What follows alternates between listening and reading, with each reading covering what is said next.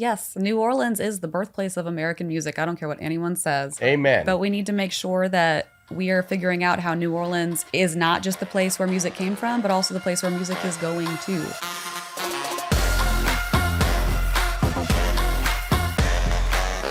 All right, guys, thanks for joining us on the Elation podcast today, where we enjoy exhilarating euphoria through creation and collaboration. Today, we're here with Julia Heath. How are you?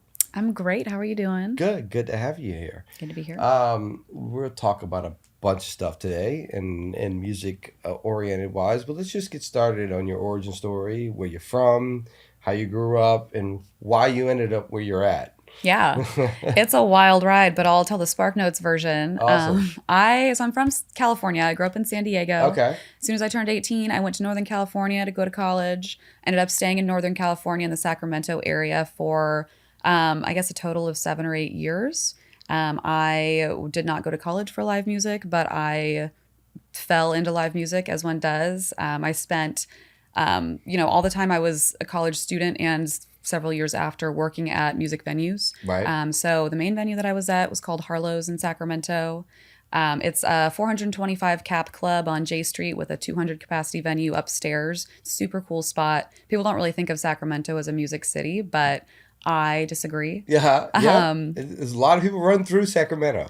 Totally. I mean, if Yeah. you think about it geographically, it's a perfect spot to stop between LA and San Francisco, San Yep. Francisco and Portland, Yep. Reno and San Francisco. So Yep. yeah. But yeah, and I was doing some festival work during that time too. Fast forward to 2020 when the pandemic hit. All the venues shut down, as we all know. That's when, I really got involved in the advocacy side of things, music policy, legislation, all these words that I had never really seriously thought about before. Right. I was like, what's a lobbyist? And then shout out to my ex-lobbyist, Alex Torres. He Okay. was instrumental in a lot of the stuff we did. So 2020 hit. I was one of the founders of the National Independent Venue Association, which was a group of venue owners and independent promoters across the country. We formed this organization. I was the president of the California chapter. We passed $16.2 billion federal funding package, the largest investment in arts funding in national history Ever. which still super proud of that. Right. We passed a mini version of that in California on a state level for $150 million. We also created a new kind of liquor license while we had the attention of the legislators. Anyway, I'm just bragging at this point. But anyway, so that's really how I got involved That's in awesome. legislation. And I moved to New Orleans for the job that I have now. So I heard that this position was open in the Office of Nighttime Economy, and I threw my hat in the ring. And I got the call, and I said, well, move to New Orleans, twist my arm. So here I am. Well, what did you hear about New Orleans before you moved? Well, Because you had to have some sense of why you wanted to move here. yeah, I mean, I had visited New Orleans a few times. Okay. And there was kind of at one point, I think like 2018, some kind of strange mass exodus of Sacramento musicians from Sacramento to New Orleans. Really? There's actually a really poppin' brass scene in Sac. So that probably has something to do with it. But so I kind of was following along with them on social media. I had visited here, always had a great time. The energy, the soul, the spirit of this place just kind of hits you immediately as you step off that plane. 100%. And so, music policy is not something that there are a lot of opportunities for right now. So I knew that I wanted to kind of keep doing the stuff that we were doing when the pandemic happened, but I didn't really know exactly how to do that. And this was, the perfect opportunity. Of course, the Office of Nighttime Economy does a lot more than just music, but music is such an integral part to Nighttime economy. Especially in New Orleans. Yeah, absolutely. Yeah. Okay, well, that's awesome. So how many years ago did you move here? It's been almost exactly 2 years. So Okay. not very long at all. Not very long at all. Okay, Yeah. awesome. And I love Cali. So I spent 9 years in LA, so not Sacramento, but Yeah. it was the best thing I ever did for myself musically. Mm-hmm. I learned so much about the industry and actually how to make money in the industry and live sound. I did for that's really where I cut my teeth in LA, was doing the live sound. Then you meet people, and then you can spread it out from there. Right. But I turned it into studio ownership from live sound, Nice. and doing live venues, which it's so upsetting to me how COVID just collapsed the industry. Yep. Talk a little bit about that moment, that gap, like seeing it from the inside out, in a sense, because you were doing it beforehand and understanding that you have to do it afterwards, but in a COVID environment. Yeah. Explain that a little bit to me. Yeah. Every time I kind of think back, it's been 5.5 years since March of 2020 now. And every time I put myself back in that space, honestly, I get a little bit of PTSD. Like I start to feel it. I agree. Like I'm tensing up a little bit. I agree. But yeah, no, the first thing that I think of that I realized at the time was how fragile everything is, especially to your point, this industry that we're in, right? Especially the live side of things. But yeah, I mean, I just, in California, we were the first thing to close. We were the last thing to reopen. That was a big tagline that we used, which is important when you're trying to get the attention of legislators. Have a good tagline. But it was true. We knew that we were kind of sitting there vulnerable. We knew that all of our venues had this massive monthly overhead. Harlow's the venue that I mentioned being at. Every month, without even opening the doors for a show, we're still looking at, between $30,000 and $40,000 in expenses. And that's, rent or mortgage that you're paying. That's insurance, which is a big one. Big one. That's payroll. That's, equipment rentals. That's equipment upkeep, things like that. So we knew that we were going to quickly be bleeding cash, hemorrhaging cash, and we would basically be dead in the water without, some kind of white knight on a horse. We realized this wasn't coming for us. There were a lot of grants and relief that were available to businesses, of course, during COVID, but because of the way that, a music venue is classified as a business, we didn't qualify for the relief that restaurants qualified for, that bars qualified for. Which makes no sense. But agreed. I mean, it makes no sense. I mean, overall, your restaurants can't operate without live music. Mm-hmm. I mean, even if you're just playing music over a speaker, you're still creating an atmosphere because of music. 100%. So, like that they should have, in my opinion, blended all of that as a one big package instead of separating into entertainment and we were all shooting in the dark for COVID. Yeah. I mean, I still feel like it was if my conspiracy theory came out, I still feel like it was a test for all of us to see how we would react in a moment like that. But we'll see what happens in the future. But Yeah, I mean, your point about the restaurants rely on music is 100% true. And, I talk a lot about the music ecosystem. What is a music ecosystem? Right. And just, the notion that everyone depends on each other, both inside the music industry, but also outside. When you think about it, every time you go to a show downtown, you're probably going to stop at the bar down the street first to grab a couple drinks. You might grab dinner at the restaurant next door too. And then you go to the show, you see the show, you buy some drinks there, you have a great time, you buy some merch from the band's merch seller, you leave the show, you go to another bar down the street, you grab a couple more drinks. You call a Lyft to go home, or if you're coming from out of town, you're going to a hotel. So it's so many different pieces that are just around, this show, this band that's on a stage. And it's a huge economic impact for the local community that's around a music venue. So we did see a lot of support from businesses surrounding venues, saying, please don't close because if you close, people won't come to this street anymore. People won't come to our bar anymore if you're not here. Coming from California, did you see pushback from the state on that? Not as much as many other places. Okay. I think, everyone was asking for something. Everyone was trying to get something, which makes sense. But in California, we were super fortunate. Again, shout out to my lobbyist, Alex Torres, who really already had some relationships built, some connections, and knew how to kind of turn our narrative into something that would be convincing enough to want to save. Because I mean, LA to LA. I always say LA to LA.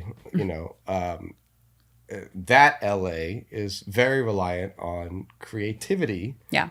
And not necessarily music, but creativity, which is, you know, in the sense music and other things. But I would think that California would have been a forefront to saying, "Hey, creatives, keep working." Yeah. You know. Definitely. And that is true, but I think that they being the legislators, the people making decisions at the top, still, you know, it took them a while to kind of understand the industry and understand how to help. One of the silver linings of COVID is that we, as you know, these scrappy independent venue owners and independent promoters and artists who've never really asked for anything before because we're not used to getting help, Right. we learned how to build a coalition and actually tell our story in a convincing way. And that is something that we've carried beyond the pandemic. Yep. And that's why my office exists, I think. That's why, you know, you're seeing more music offices pop up. You're seeing more offices of nighttime economy pop up because we finally know how to tell our story in a way that makes sense. Not just, you know, music is important, not just because of the warm, fuzzy feeling you get, Right. but it is an economic impact. It's an economic generator. It's, you know, there's a huge impact that's beyond. I think just in, I mean, and not to say anything about California, but New Orleans, I want to say we're the number 2 city in the world with the amount of employed musicians. And second to Nashville, but we've been number 2 in the country when it comes to that, and it's over 30,000, I think, are employed between. You know, musicians and studio musicians and live artists and nighttime economy people. Yeah, definitely. And so, you know, I mentioned coalition building earlier, and I think that is so critical because when there's 30,000 people asking for things independently, individually, it's so much different than if all of these people are asking for something in an organized way all at once. Right. And that's what you need to do to get things done. Yeah, it creates a union in a sense. Exactly. Right? Yeah. Which we need. We need our own union down here for musicians. I mean, there is a musicians union here, but I would love to see them, you know, be a little bit more active, be a little bit more present. And have more support from the state. And be more supported, yes. Because even guys like me who... I'm sorry. It's okay. My allergies are bad today. Who are involved in the industry down here, we don't see much from the union. Yeah. You know? Yeah. We don't see a lot of outreach. We don't see a lot of push. We don't see any movement. Right. You know? And I think that that's true for the union, and that's true for other organizations as well. And that's one of the things that I'm trying to work on from my position. You know, community partnerships and bringing people together is so critical to the success of this industry on any level. And I think what you see a lot of in the industry in general and a lot in New Orleans is a lot of silos, a lot of, I don't like the term, but gatekeeping. Yeah. People are kind of operating. Sorry. Sorry. People are kind of operating on their own, but we all do have the same goals. It's just this weird kind of sense of scarcity. And it's like, well, what are you scared of? Right. Why can't we all work together? Like, what is so precious to you that you're hiding from the rest of us? Because we're not like LA. Right. Where everybody's trying to climb a ladder that they can't afford. Right. So we shouldn't be stepping on each other. Right. Like we should all be a same playing field and moving with each other. Right. And move up each time we make a statement. Yep. And that's it's a lot on our culture, but it also, I think it just takes some organizers. Yeah. You know? So I appreciate, you know, people like you and Reed Wick and some of these other, you know, people that are really moving toward keeping New Orleans a major part of the music industry. Yeah, definitely. Because we've been forgotten about. I'm sorry. I mean, we don't even have our own chapter in the Grammy Association. Yes. Which Reed will tell you every time I see him. Yeah. I make a comment about it. Every you should. Time. Keep doing it. Yeah. No, I'm working on having Harvey on the show because I want to ask him the same question. Yep. Why are we in Memphis? Like, Memphis is cool. Yeah. They're great. They're up the river. Have their own chapter. Yes. Like, we were here too. No, big love to Memphis, big respect for sure. And I've actually, I've thought about this question of why Memphis over New Orleans. And I really think it comes down to, when you think about Memphis, you think about Sun Studios, you think about Elvis, you think about, the commercialization, the recording side of things, the getting things out there. When you think about New Orleans music, it's all about live performance. It's all about those moments that exist one time, and that's it. And the Recording Academy, it's easy. It makes sense that they are latching on. Recording Academy. Exactly. Think about it. Like that part. The recording business here is not a business. Right. And that's where a lot of the Nashville musicians will hit back at you because they'll say, hey, if I go to Nashville, I'm done by 6 p.m. and everybody showed up on time. Yeah. That doesn't happen down here. Nope. And we're still in that creative blood, that creative field, that creative. I don't need to show up on time. I can show up drunk. It doesn't matter. I'm here to be creative. That business side of it gets forgotten about. 100%. And you need to, unfortunately, have that business side in order to expand your career.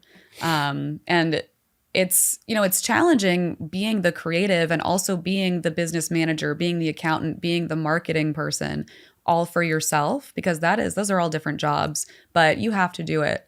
And one of the things that we need more of in New Orleans is more opportunities for professional development for musicians, more workforce development, more, direct pipelines to positions here, both in venues, but recording studios, rehearsal spaces, all of that.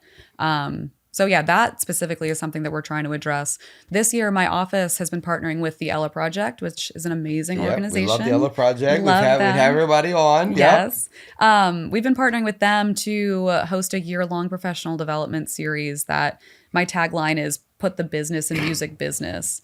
Our sessions aren't about things like how to plan your first national tour. No, we're keeping things actionable and things that things that will help you at any point in your career. So yesterday, for example, I moderated a panel with Ashley Keaton from the Ella Project, Lou Hill from Waterseed Music and many other things, and then Blake Lee, who was the music supervisor for Treme and The Wire and a bunch of other things. And this session was all about sync rights and licensing opportunities and stuff like that. Yeah. And just really trying to make it as easy as possible for the musicians that live here to engage with things like that, things that will actually generate revenue for them, because there aren't a lot of opportunities that are just lying around locally. No, 100%. Well, so that's why we did one of our writing camps here, which I want to do as many as possible, which is what I did in LA, which that's kind of in the recording business. That's kind of where I sat in separating myself, was having a space that truly was great for writing spaces and writing purposes, and also I had all the the producers and the writers around me, so it was kind of easy. The second one we had here, we had Jazzy Faye and Rodney Jerkins. Nice. And we were working on music for the Color Purple movie. Nice. And where I see the difference in the business is like in LA, that would happen on a normal basis where somebody would show up who's an A&R and say, hey, this is what a project I'm working on. We're all going to get in a house. We're all going to write music and produce music for this project, and then we'll pick out of it. And it didn't really seem to be happening down here in a sense of the global impact of actually getting into the entertainment business. Mm-hmm. You might be having camps down here, but nothing's going anywhere or doing anything. Yep. So that direct access to the A&R or to the publicist or to the label is where I feel like we really lack in a sense of where we're at. Yeah, definitely.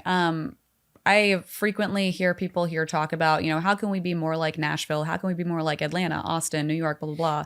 And I hate when people say it like that because I have a lot of good friends in Nashville and Austin and a lot of these other places, and their music cities are great, but they have their own problems. In Nashville, they're up there being like, how can we be more like Austin? Yep. Austin's like, how can we be more like LA? So Yep. Because the corporate system doesn't fit in creativity. totally. So it's a very hard balance. Absolutely. And that's why people, in my opinion, left cities like LA to go be creative. Yeah. And they left these big city moments to go be creative somewhere that they just felt the juices out of, Yeah. New Orleans has always been one of those places, if you look back in time and albums that were created, New Orleans was a part of a lot of the stuff that we heard. Absolutely. I Doesn't mean, necessarily mean that they were all recorded here, yeah. but they got a lot of creativity from down here. Yes, New Orleans is the birthplace of American music. I don't care what anyone says. But Amen. but we need to make sure that we are figuring out how New Orleans is not just the place where music came from, but also the place where music is going to. Right. That is something that I say all the time. But to your point about, being connected to these other parts of the industry and these other things that are happening up in New York, I don't think we should try to be like them, but we should be looking at them and we should be talking to them. We should be exchanging with them. And I would love to see more of that here. There's, a friend of mine who's a professor at Loyola, Professor Rainey, who's in the hip hop department. Mm-hmm. He just did one of those artist retreats here locally, and he brought people in from all over the country, and they had, a really cool, vibey, creative space, and they just wrote, they just created, and they just experienced New Orleans and saw how that affected them. I want that all the time Is here. that with UP? No. No? It's with, I'm going to forget the name of his organization. Rainey is doing a lot of different things. What's his name? V-Script and all those guys, they didn't come through. Oh, maybe. V-Script and KC and I don't remember all the names, but there's like a big wave. I would think it was all of those. Probably. All yeah. of those guys. Yeah, probably. Yeah, I'll check. I'll get back to you. I'll get back to you. We have to do more of those. Yeah, definitely. Because LA does them constantly, and they're mostly done in a house out in Malibu, and one room's a studio, the next room is the content creation center. Yep. Which is what thing I wanted to get, I guess, across was, artists nowadays have to be more than just an artist. Yep. You have to be a brand. You have to be a photographer, an advertiser, and whatever it may be. You have to wear so many hats to just be a regular artist. How do you think that translates down here? Because I don't see a lot of artists that are that creative and amazing at being an artist, truly doing the moves that they would do in a New York or an LA or Chicago or Miami to truly make those big national jumps. Yeah. I mean, I think, it's a spectrum for sure. New Orleans is known for people who hustle in general. A lot of people here in the music industry and not are involved in a bunch of different things. It's just kind of the way of being here. But at the same time, in the music industry, specifically locally, I think a lot of people struggle to know how to market themselves, how to build their brand. They don't think that they need a website or an EPK or something because no one has ever told them that they need that. Right. And so when they reach out to a venue or a festival in the area regionally and they say like, hey, I want to come play, they'll never hear anything back. And that's because they didn't have those things that they need. They don't have that brand they should be building up, right, but they're not getting any feedback about it. Right. So that's rough. And I think, that just goes back to what we were kind of saying about how New Orleans is really kind of a bubble that's disconnected from the rest of the industry. Right. So. Yeah. And it sucks because I do feel like that a lot of national creativity comes from here. Yeah. Even if a producer producing from somewhere else, but they've somehow got a feeling or a vibe or an idea that came out of the city and then they exploit it, Totally. you know? Yeah. So I feel like there's a lot of opportunity that these local artists have that they don't even understand, That part. just from being from New Orleans. Yeah. And a major label might not look at them, but an independent label might say, "Hey, these guys from New Orleans. Yeah, I'll look at them real quick." Yeah. You know, I mean, like, Big Chief Bo Dallas, we were talking a few months ago, again, part of the Music Census Sessions, our partnership with the Ella Project. And he was like, yeah, I mean, locally, like, we don't always do great, but we hit the Boom Boom Room in San Francisco. We're going to sell the place out. right? And so, yeah, that New Orleans brand specifically is something that I think should be capitalized on, for lack of a better term. I go to Memphis kind of regularly, and they love New Orleans music up there. They love New Orleans culture up there. I was in Dallas recently, same thing. For whatever Yeah. reason, there's like this Yeah, New you go Orleans down- thing. You walk down 6th Street, half the bars Right. say New Orleans inspired or Totally. New Orleans Yeah. jazz or this New Orleans or Yeah, like it's a brand that has translated into multiple cultures. yep, And we should exploit it. yeah, Because and Tank and the Bangers have exploited it in a great way. yep. Great example. They truly they took an idea and a very non-popular style of music and decided somehow make everybody love it. Yeah, yeah, definitely. And I feel like the rest of the country's been exploiting New Orleans for long enough, so we should exploit ourselves right? in the right way. 100%. Tell them what it's actually about. You use it for people for New Orleans, Right, exactly. Or from New Orleans.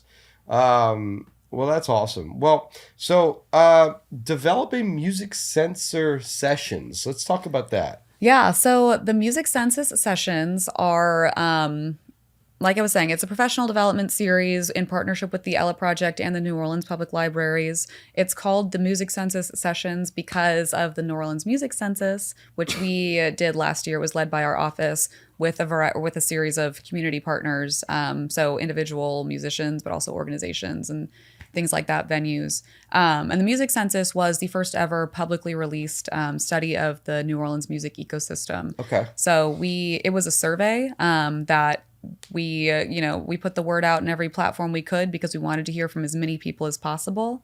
And we heard from, musicians, music venues, managers, agents, sound engineers, festival operators, everybody who's involved in music. And we heard from 1,501 people. And we got a lot of information about, the opportunities that are in the local music industry. What challenges are these people facing? What are the threats to them? Doing music here, all of that stuff. And yeah, and just having that data in general. I mean, honestly, a lot of what we learned from this music census, we already knew. Right. We know that housing is a problem. We know that musicians don't get But paid putting enough. on paper is different. Putting on paper is different. And That's how you legislate shit. exactly. Yep. So now we have something that we can take to city council, to the mayor's Right. office, to the state, Right. and say, look, these are the issues. Like, this is what's happening. It is real. It's not fake. We know exactly what percentage of respondents are planning on leaving New Orleans. That means our industry is shrinking here. We know that we hardly have any young people in music compared to the number of older people in music. They're not going to be around forever. So what do we do to make sure that we're passing on the music traditions here and things like that? The information that we learned from the census is public. It's online at the nolamusiccensus.org.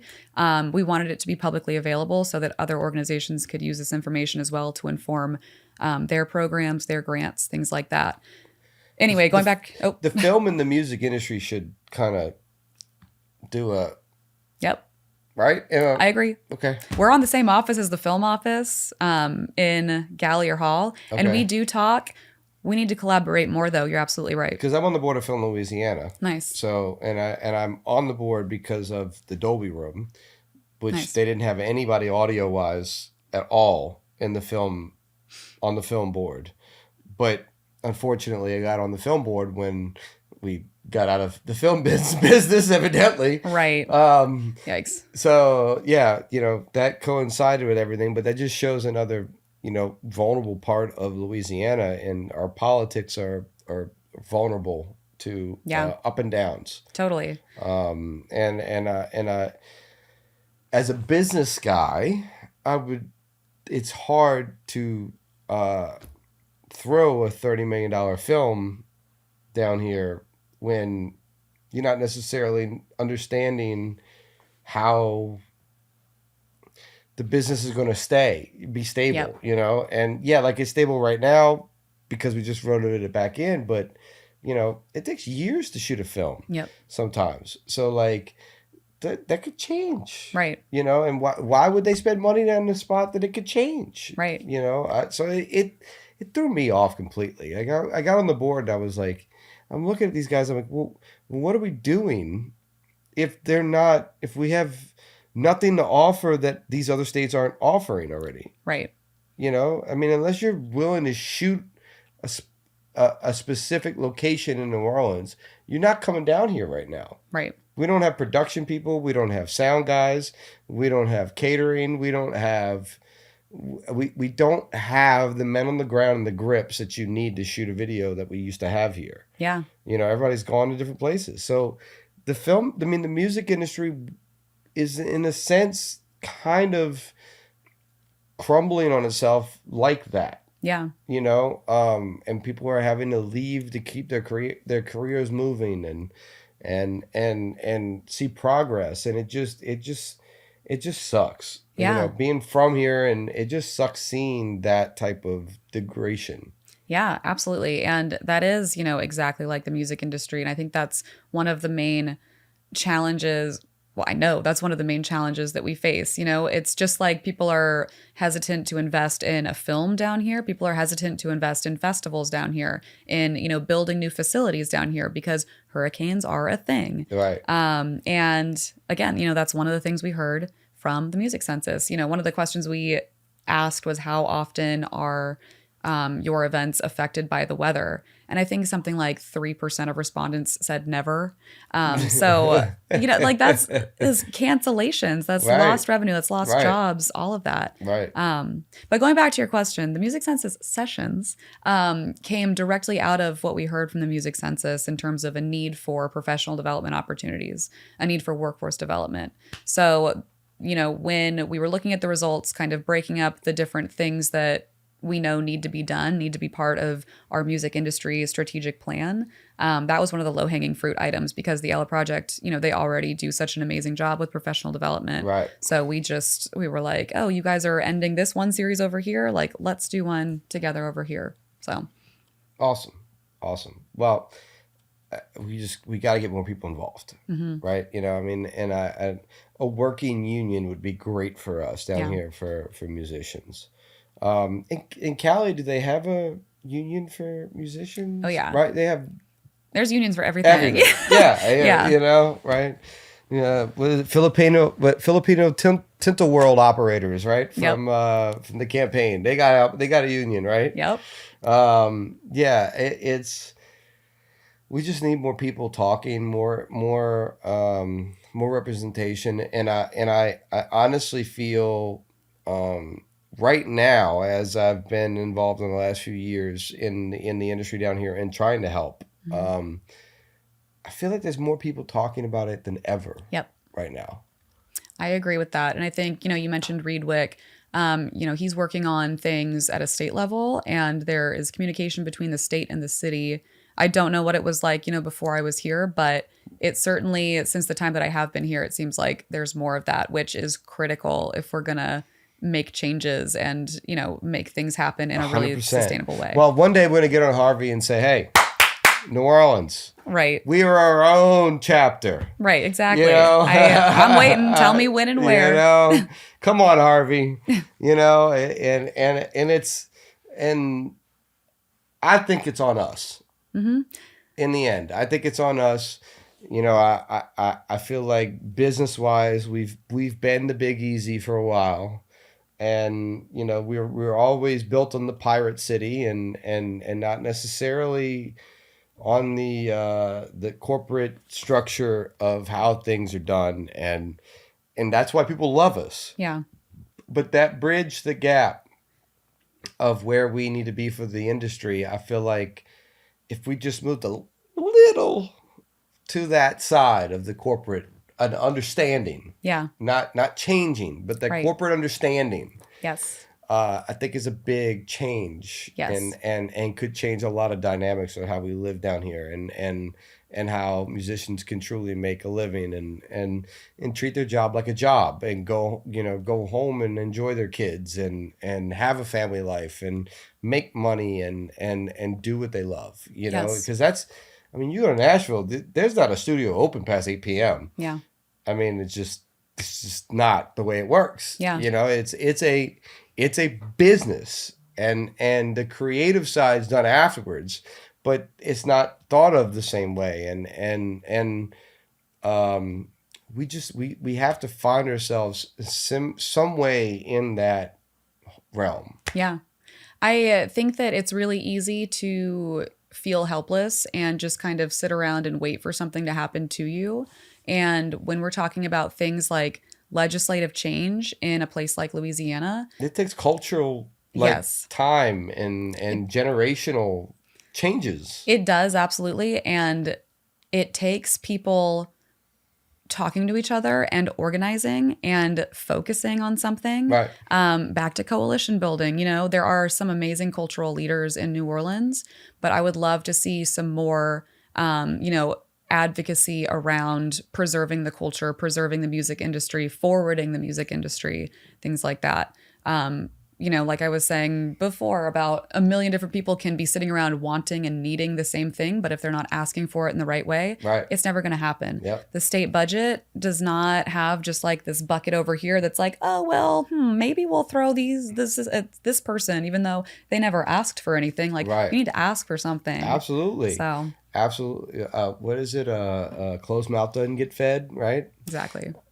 So yeah, no, 100%. No, and hopefully one day I'll be a part of that culture that brought the advocacy to our I guess the advocacy eyes to our culture. I Yeah. guess because that was all I wanted to do coming back was, as much as I loved LA, but I'm from here, and I just, the more I got entrenched out there, the more I realized how everybody steals from what we have. And I wanted to do something for New Orleans that we hadn't seen yet, which was build something industry standard since Katrina. Yeah. We haven't seen that. Right. So, and that was my goal. And then if I can get artists to move faster, and to think about content creation, and to think about things beyond the recording process before they actually have to deal with it, Yep. and getting them in front of those processes. Yeah. Those are all wins for me. Yeah. I mean, what you're doing right here, providing a platform for people in the local industry is so important. And, thanks again for having me on here.